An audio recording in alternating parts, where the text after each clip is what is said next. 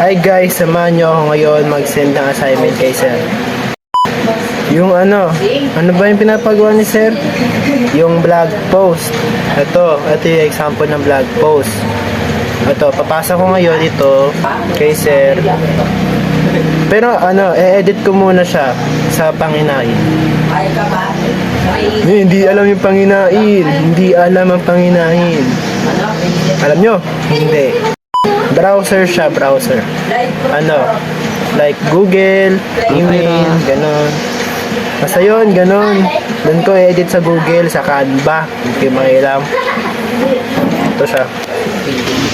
So yan guys, punta tayo sa Google. Doon i-edit sa Canva.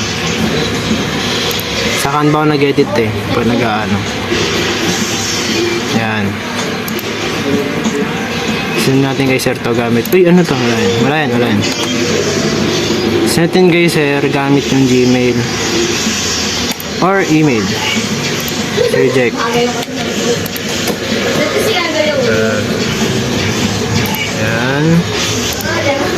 Yan, send na.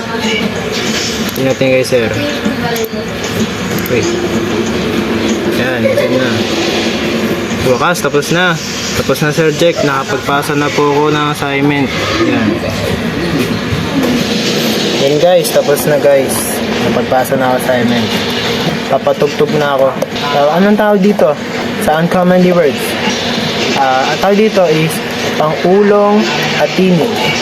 Hatinig siya. Or headset. Kumbaga headset. Sa sound trip na ako dito, tapos na ako.